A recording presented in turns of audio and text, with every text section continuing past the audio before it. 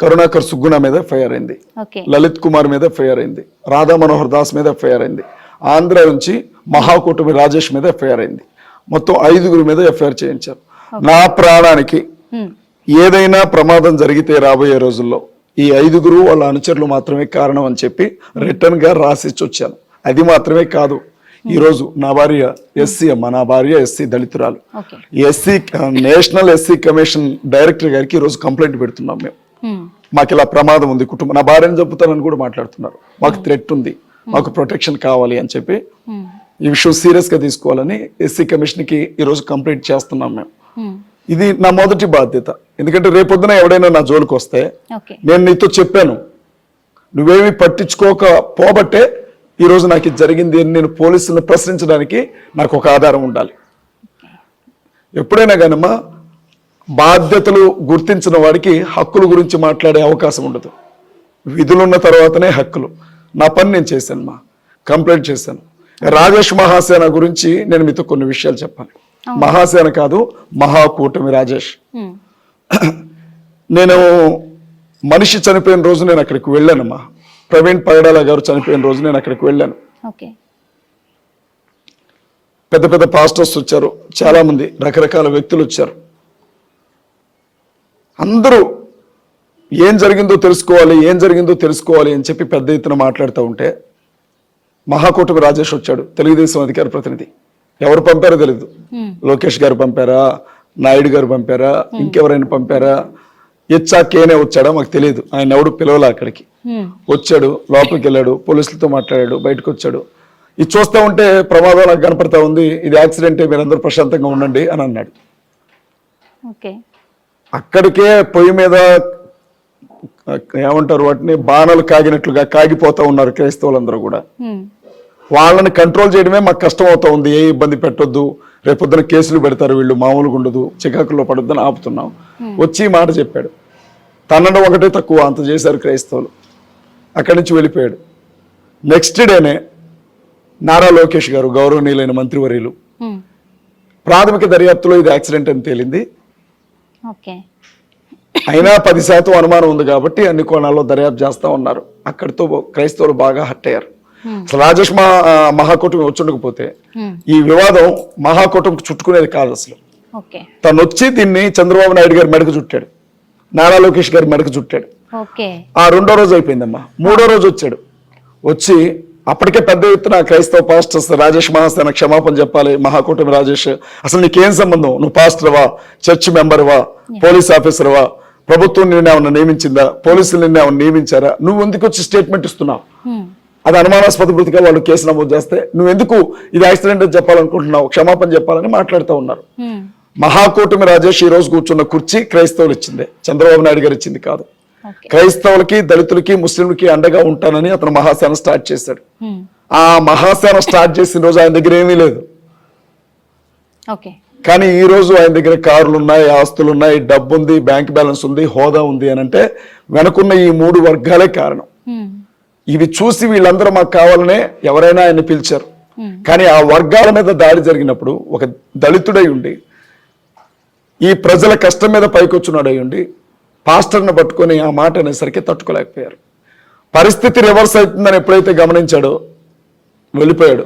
మేసాలు తిప్పుకుంటా, చొక్కా చేతులు మడత పెట్టుకుంటా 3వ రోజు వచ్చేసి పోలీసులు మన నిర్లక్ష్యం ఏంటి, అసలు మా మహాకూటమికి చుట్టాలనుకుంటున్నారు, మీరేం చేయాలనుకుంటున్నారు, సీఎం సస్పెండ్ చేయండి, డిఎస్పీని సస్పెండ్ చేయండి, పోలీసులు మార్చేసేయండి, ఆర్డర్ రావాలా, ఈడు రావాలా, దాందోకారి అనుకుంటూ మాట్లాడు.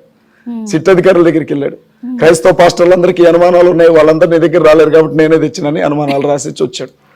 ఆ రోజు ఆయన చేసిన రచ్చ అన్ని మీడియా ఛానల్స్ లో కూడా, పోలీసుల నిర్లక్ష్యం ఇది, పోలీసుల అలసత్వం ఇది. హోంమంత్రి అనిత గారు కూడా అంత రియాక్ట్ కాల, డీజీపీ గారు కూడా అంత రియాక్ట్ కాల. మహాకూటమి రాజేష్ను చూస్తే నాకు అనిపించింది, ఊళ్ళో పెళ్లికి కుక్కలాగా ఉడి అంటారు కదా, అసలు ఇతనికి ఏం సంబంధం, ఇతను ఎందుకని ఎంత రియాక్ట్ అవుతా ఉన్నాడు, ఇతని యాక్షన్ ఏంది, ఈ నటన ఏంది అని అనుకున్నాం మేము. ఆ రోజు ఆ ఇన్సిడెంట్ అయిపోయింది.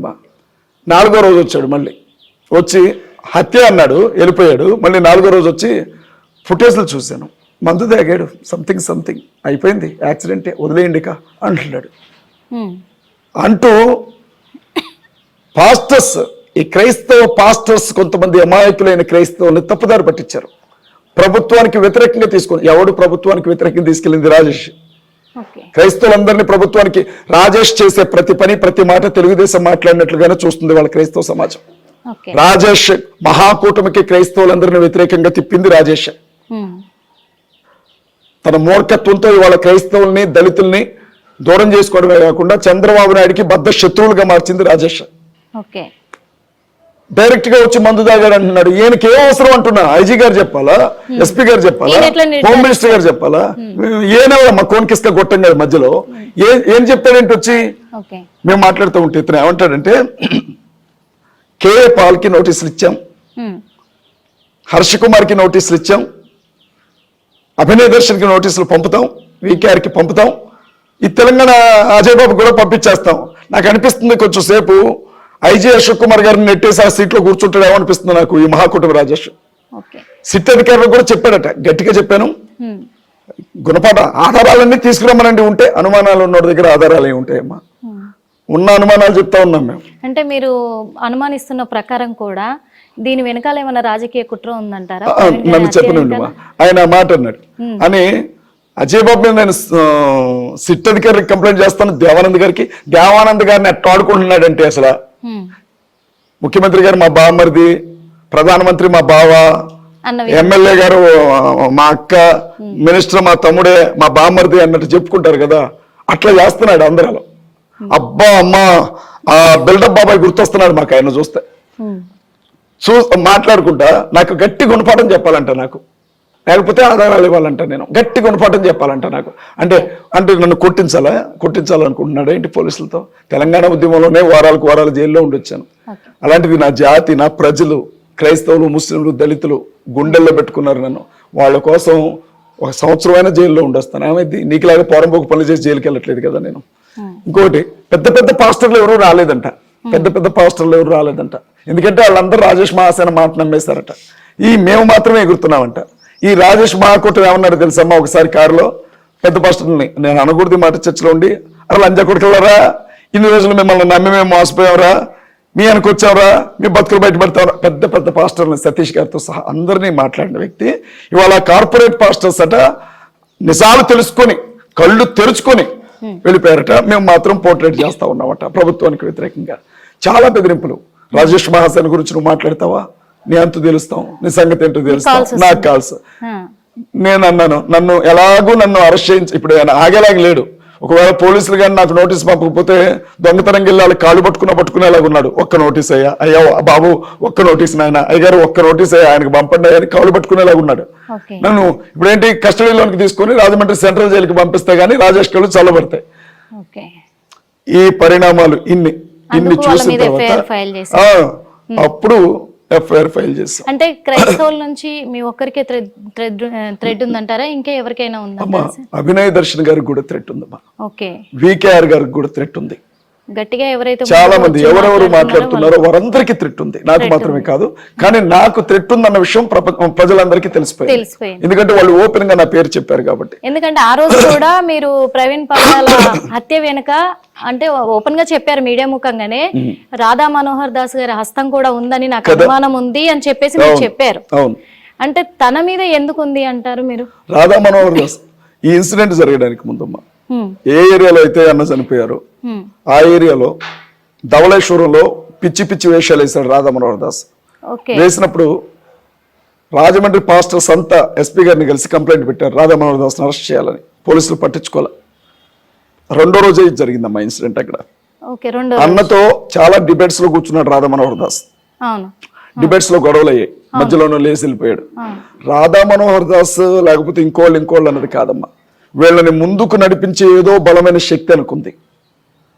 మతం పేరుతో మనుషులను విడదీస్తూ హిందువులు, ముస్లింలు, క్రైస్తవులు వేరు మీరు కలవకూడదని చెబుతూ వీళ్ళని కొట్టుకునేలా చేస్తున్న ఏవో బలమైన శక్తులు ఆయన మరణం అనుకున్నాయని నేను నమ్ముతున్నాను. సహజంగా అమ్మా చిన్న విషయం చెప్తాను, నేను ఒక లాయర్ని కాబట్టి. ఒక హత్య జరిగితే 4 కారణాలు ఉంటాయమ్మా. ఒకటి, హత్య జరిగిందంటే ఆ హత్య వల్ల ఎవరికో లాభం ఉండాలి. లేదు, హత్య జరిగిందంటే ఆ హత్య వెనుక ఎవరికో పగ ఉండాలి. లేదు, హత్య జరిగిందంటే ఆ హత్య ఖచ్చితంగా ఏమంటారమ్మా దాన్ని, భయపడిన వాళ్ళైనా చేస్తుండాలి, ఈయన ఎదుగుదల చూసి ఓర్చుకోలేని వాళ్ళైనా చేస్తుండాలి. ఓకే. ఈ ఈ ఈ కారణాలు మనం చూస్తే ఈయన వల్ల ఎవరికి ప్రమాదం, వాళ్ళైనా చంపు ఉండాలి. లేదు ఈయనంటే భయపడే వాళ్ళైనా చేస్తుండాలి, ఈయనంటే గిట్టిన వాళ్ళైనా చేస్తుండాలి, లేదు ఈయన చనిపోతే లాభం కలిసి వచ్చింది అనుకునే వాళ్ళైనా చేస్తుండాలి.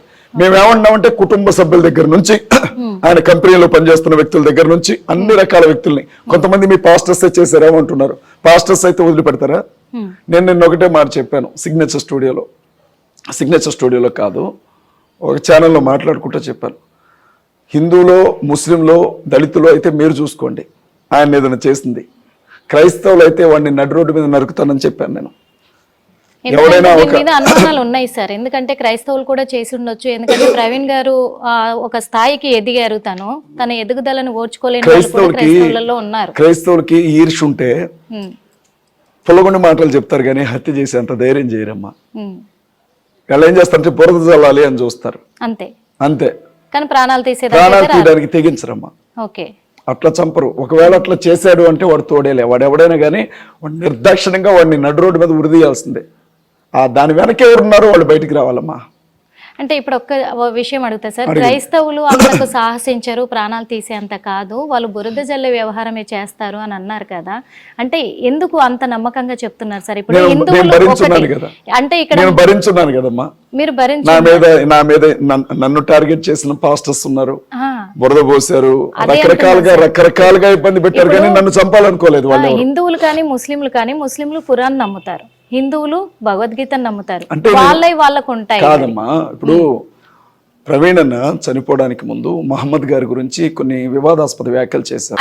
ఆ టైంలో ఒక పర్సన్, షమి అనే ఒక పర్సన్, నీ కళ్ళు పీకుతాం రా, నీ నాలుగు కోస్తాం, పెదాలు పాలు కొడతాం, సిలువకి అలాడదీస్తాం అని చెప్పి మాట్లాడాడు. కాబట్టి ఆ వైపున అనుమానం పోయింది. ఓకే, ఇక హిందువులు అంటారా, మొదటి నుంచి ఆయనకున్న శత్రువులు హిందుత్వవాదులే, ఏ డిబేట్ జరిగినా ఆయన ఢీకున్నది వాళ్ళనే, అట్లానే మనం ఉంది. క్రైస్తవుల్లో ఎవరితో గొడవలు ఉన్నాయి ఆయనకి, ఒకవేళ ఆయన ఎదుగుదల తట్టుకోలేక ఎవరైనా చేస్తుంటే వాడిని నడు రోడ్డు మీద మేమే గుడ్లోడు తీస్తాంటాం, మాకు అప్పచెప్పండి చాలా, అక్కడ చంపి మేము జైలుకి పోతాం అంటున్నాం. అంటే మీరు అనేది కూడా కరెక్ట్. ఇప్పుడు క్రైస్తవులు ఇలా మాట్లాడలేదు కాబట్టి ఎప్పుడు కూడా ఇలా చెయ్యరు అనేది మీరు. ఇప్పుడు నేను మాట్లాడటమే పెద్ద విచిత్రంగా ఉంది క్రైస్తవులకు కూడా, ఎందుకంటే ఎందుకు మాట్లాడుతున్నాడు అని. చనిపోయిన వ్యక్తి మీద మనం ఎలాంటి ఎలిగేషన్స్ చేయకూడదు, కానీ ఒక్క విషయం ఏంటంటే ఇప్పుడు ప్రజల్లో ఈ కోణంలో అనుమానాలు వ్యక్తం అవుతున్నాయి, కొన్ని వార్తలు కూడా వినిపిస్తున్నాయి. ఏమనంటే ఇప్పుడు ముస్లింల గురించి కావచ్చు, సీతారాముడు గురించి కూడా మరి ప్రవీణ్ గారు కూడా మాట్లాడడం జరిగింది, కొన్ని వ్యాఖ్యలు చేశారు, నెగిటివ్ గా వ్యాఖ్యలు చేశారు. అంటే హిందువులు కూడా మాట్లాడారు, ముస్లింలు మాట్లాడారు. ఓకే, అంటే ఇప్పుడు ఇంత తెలిసిన వ్యక్తి, ఇన్ని రకాలుగా సువార్తను ప్రకటించే వ్యక్తి, అన్ని తెలిసిన వ్యక్తి కదా ప్రవీణ్ గారు, తను కూడా మాట్లాడడం అనేది అది కరెక్ట్. ఇప్పుడు ఆ కంటెస్ట్ ఏ సందర్భంలో మాట్లాడాడు, ఎలాంటి పరిస్థితుల మధ్య మాట్లాడాడు అనేది కూడా చూడాలి కదా. నేనేమనుకుంటానంటే లాజికల్ గా తర్కానికి నిలబడే మాట మాట్లాడతాడు ఆయన, అడ్డదిడ్డంగా మాట్లాడు, అవతల వ్యక్తి అంటేనే తన నుంచి వస్తుందంట, సమాధానం చెప్తాడు.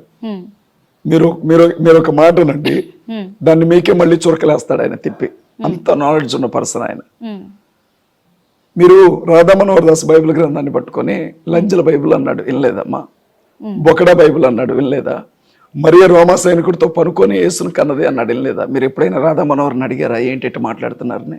అడిగారా? మీరు చల్లగా ఉండాలి తల్లి. పరిస్థితులు అట్లున్నాయి.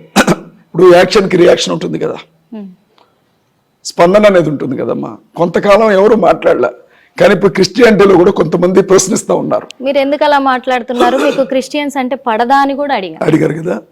నేనే వెళ్ళాను, నేనే అడిగాను. మిమ్మల్ని అని ఉంటారు కదా, వాళ్ళు గొర్రెలమ్మ అని ఉంటాడు, రకరకాలుగా మాట్లాడుంటాడు. ఇక అప్పుడు మిమ్మల్ని లైవ్ లోకి తీసుకున్నారు. నేను వచ్చానా? ఫోన్ మీకే చేశారు, నేను రాలేదు కదమ్మా. మీకు ఫోన్ చేశాడు, మాట్లాడాడు. నాకు ఫోన్ చేయడం, నా పేరుంది చూసారమ్మా, నా పేరు చెబితేనే గజగజలాడిపోతాడు. రాధా మనోహర్ దాస్ నాకు చేయలేదమ్మా, ఇప్పుడు కాదు నాకు ఎప్పుడు ఫోన్ చేయలేదు. రాధా మనోహర్ దాస్ 5 months బ్యాక్ కాదు, ఎప్పుడు నాకు అసలు రాధా మనోహర్ దాస్ కాల్ చేయలేదు. మీరు హేమాన్కో ఎవరికో చేసినట్లున్నారు, వేరే పాస్టర్ కి. నాకు ఫోన్ చేసి నాతో మాట్లాడే అంత సీను రాధా మనోహర్ దాస్ కి లేదమ్మా, రాధా మనోహర్ దాస్ కి లేదు. మీరు అడిగి చూడండి, నా పేరు చెప్పండి, హిట్ టీవీ కదా మీరు, మీ ఛానల్లో డిబేట్ కి వస్తాను, రాధా మనోహర్ వస్తాడేమో అడగండి, రాధా మనోహర్ దాస్ వస్తాడేమో అడగండి. నేను వస్తాను, ఖచ్చితంగా తీసుకుంటాను సార్. మీకు సెల్యూట్ చెప్తాను. అసలు ఎందుకు తీసుకుంటానంటే కూడా ఆయన్ని reason పిలవండి. చెప్తా సార్. ఎందుకు తీసుకుంటానంటే ఇప్పుడు ఈ మతాలు కులాలు ఇవన్నీ కూడా మనం సృష్టించుకున్నాయి, స్టార్టింగ్ నుంచి లేవు. దేవుణ్ణి అయితే మనం తయారు అందరివి చేయలేదు. అదే కదా, మనం తయారు చేయలేదు కరెక్టే, కానీ ఈ మతాలు అనేటివి ఎక్కడి నుంచి మనుషులు వచ్చాయి సార్? సృష్టించుకున్నారు. మనుషులు సృష్టించుకున్నారు, కానీ మనుషులందరిది కూడా ఒకటే మతం, అది ఇండియన్. ఓకే, ఆ ఇండియన్ మతంలో పుట్టిన వాళ్ళందరూ కూడా ఈ మత కలోహాలు పెంచుకుంటూ ఈ మతాలను విద్వేషించుకుంటూ ఇచ్చే హక్కు ఎవరిచ్చారండి? తిరిగే హక్కు ఎవరికి లేదు. అయితే నేను స్వయంగా ఒకటి అడుగుతున్నాను, హిందువులు మాట్లాడడము క్రిస్టియన్లను అవమానించడం అనేది అది తప్పే, ముస్లింలు క్రిస్టియన్ అవమానించడం తప్పే, ఇప్పుడు క్రిస్టియన్లు కూడా నేను ఒక మాట వాళ్ళు చెప్పనమ్మా. శివాజీ సేన అనే ఛానల్ చూసారా? సనాతన సేన మోక్ష ధర్మ అనుకుంటా, ఒక 20-30 మంది కూర్చుంటారు. ఇక వాళ్ళు మాట్లాడుతుంటే కళ్ళలోంచి రక్తం వస్తుంది, చెవుల్లోంచి రక్తం వస్తుంది. ఇన్ని బూతులు ఉన్నాయా తెలుగులో అని చూస్తాం మనం. అట్లా ఒక 20-30 ఛానల్స్ ఉన్నాయి. ఎప్పుడు చూసినా మరిన్ని లా అంటారు. దగ్గర ఒక మాట కదా, నేనేమంటున్నాను చెప్పిన, మీరు ఒక మంచి ప్రయత్నం చేస్తున్నారు కదా. నేను అసలు హిందుత్వం గురించి కానీ వాళ్ళ ఎవరి గురించి నేను మాట్లాడను. నా ఛానల్ని నేను పూర్తిగా డిలీట్ చేస్తాను. వీళ్ళని ఎవరిని క్రైస్తవుల జోలికి రావద్దని చెప్పండి. ఖచ్చితంగా క్రైస్తవుల గురించి కానీ బైబిల్ గురించి కానీ ఒక్క వీడియో చేసినా మేము విరుచుకుపడతాం. మా జోలికి రాము అని చెప్పమనండి, నా ఛానల్ నేను పక్కన పెట్టేస్తాను. ఒక్క మాట కూడా మాట్లాడండి, నేను ఆ మాట చెప్పమనండి వాళ్ళని. ఖచ్చితంగా సార్, మా మీడియా ముఖంగా కూడా మేము ఇదే మాట అడుగుతాము, ఇదే మాట కూడా మేము అందరూ అంటే క్రైస్తవులు ఇది కోరుకుంటున్నారు కాబట్టి వాళ్ళకి కావాల్సింది మీరు ఇవ్వండి, మీ జోలికి వీళ్ళు రారు అని చెప్తాం మేము. కానీ ఒక విషయం ఏంటంటే హిందువులు ఒక మాట అడుగుతున్నారు. హిందువులు హిట్ టీవీ యాప్, ఇందులో short news, live news, entertainment shows, movies, digital magazines తో పాటు మీ జిల్లా వార్తలను కూడా ఫ్రీగా చూడొచ్చు. ఇంకెందుకు ఆలస్యం, వెంటనే హిట్ టీవీ యాప్ ని డౌన్లోడ్ చేసుకుని ఫ్రీగా ఎంటర్టైన్మెంట్ పొందండి. Hit TV app, hit TV app, please download hit TV app. Hit TV app ని ఫ్రీగా డౌన్లోడ్ చేసుకుని ఎంజాయ్ చేయండి. మీకు నచ్చిన ఎంటర్టైన్మెంట్ కోసం హిట్ టీవీ యాప్ ని ఫ్రీగా డౌన్లోడ్ చేసుకుని ఎంజాయ్ చేయండి. హిట్ టీవీ యాప్ ని డౌన్లోడ్ చేసుకుని ఆస్వాదించండి, ఆశీర్వదించండి. ఇంతమంది సెలబ్రిటీలు హిట్ టీవీ యాప్ ని డౌన్లోడ్ చేసుకోండి అని చెప్తున్నారంటే ఎంత మంచి యాప్ ఆలోచించండి. అమెరికా అమెరికా అమెరికా అమెరికాలో చదవాలనుకునే వాళ్ళకి విశ్వసనీయమైన పేరు మన శౌర్య కన్సల్టెన్సీ. UK లో 1 year masters, UK లో 1 year masters, 2 years work permit up to 5 years visa. Contact Saurya Consultancy. Contact 89851 89851.